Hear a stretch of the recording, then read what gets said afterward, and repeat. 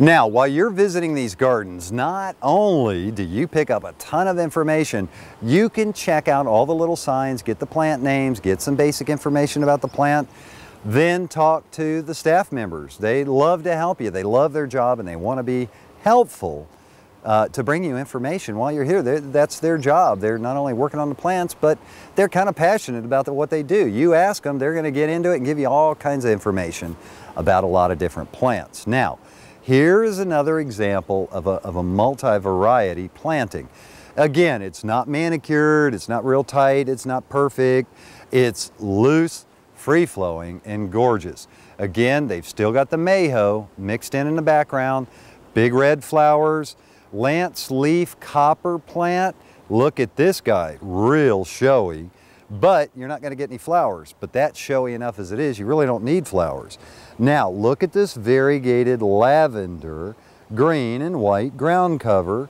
Then you've got muhly grass, I believe. Then you get to the colocaceas. It's basically like an alocasia. Now, these are nicknamed elephant ears, but look at the different varieties. You've got the green with the deep lavender, if you will, almost like a bluish gray, intervenially, cool eye catcher here. Then you've got the solid green. Again, looks a lot like alocasia. It's a colocasia, C-O-L-O-C-A-S-I-A. Now, as you move to the back, there's purple fountain grass.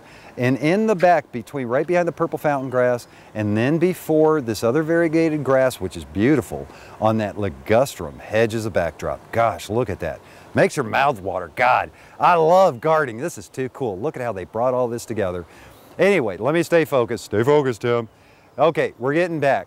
This little tree down here, it's not flowering just yet, but right behind the purple fountain grass, right in front of the variegated grass, is a Tibouchina.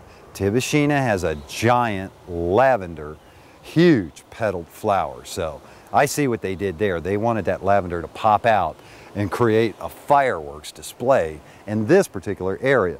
Now, we've got some other stuff we're going to take a look at. Now, we're going to walk through, we're going to stop and pause, check out some of the design ideas. Come along with me, we're going to check out some other stuff. Off to the right, they've got this hot pink, beautiful oleander bush. Absolutely gorgeous. One thing I'll tell you, just so you know in advance, oleanders, you may see some caterpillar problems, real easy to control. But if you're going to have oleanders, you're going to have some caterpillars, so don't freak out. It's okay, easy to control, but it's a beautiful enough plant. A little caterpillar shouldn't be something to scare you away, so you won't have oleanders. Now, they come in yellow, red, white, pink, and fuchsia red. Believe me, it's pretty awesome. Gets pretty big. Now, if you're wanting privacy around a pool, you want something around to screen, let's say an outside air conditioner, you want to run a perimeter fencing of hedge material around your backyard, that is a good plant to do. It's a good eye catcher. Now look, they skipped right over, they've got a banana tree in the back. Notice much taller growing is in the back. Behind that, they've got some windmill, excuse me. Yeah, it looks like I can't really tell from here, a grandfather palm, as a matter of fact, is what I think it is. Then they've got some variegated grasses, and check this out. You want to see something awesome. This is Seaside Mayho. Look at the multiple buds on the stem, and look at the size of the flowers. I know what you're thinking, guys. No, this is not hibiscus. This is Mayho, and Mayho comes in blood red, lavender, this light pink or reddish color, if you will. And believe me, you're gonna love this stuff. But it gets big, so don't think you're gonna have a little garden and slip this rascal in. Now, they filled out this entire area, ran a row behind it, came and stepped right down, like I told you, to a smaller variegated lantana. Now, I'm sorry, excuse that, that's not really the right term. It's not variegated, it's multicolor.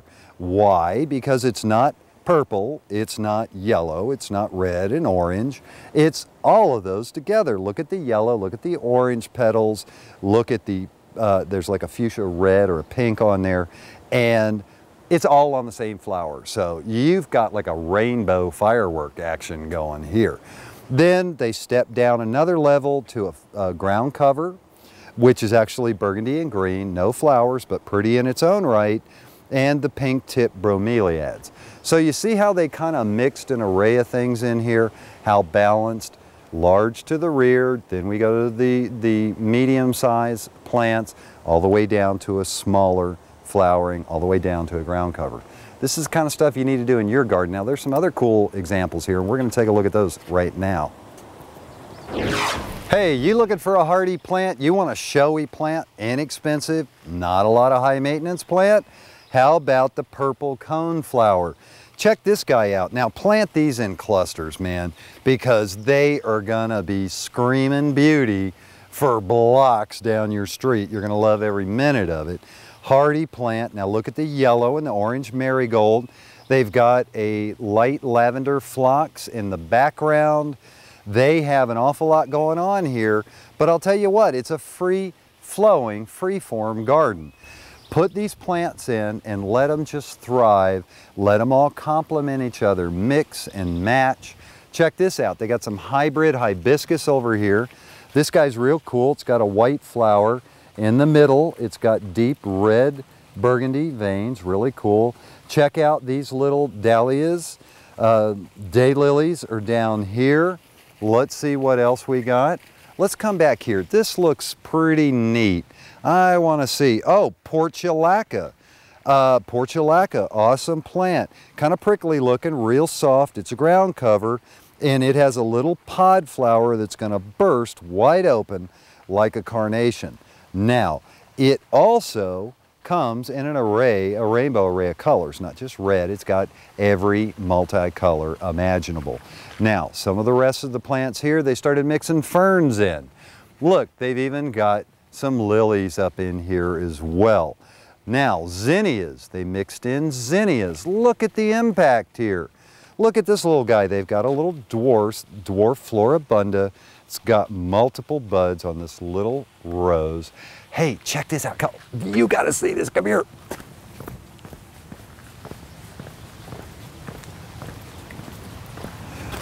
Now this is what I call petunias. When you want this at your house, this is so easy.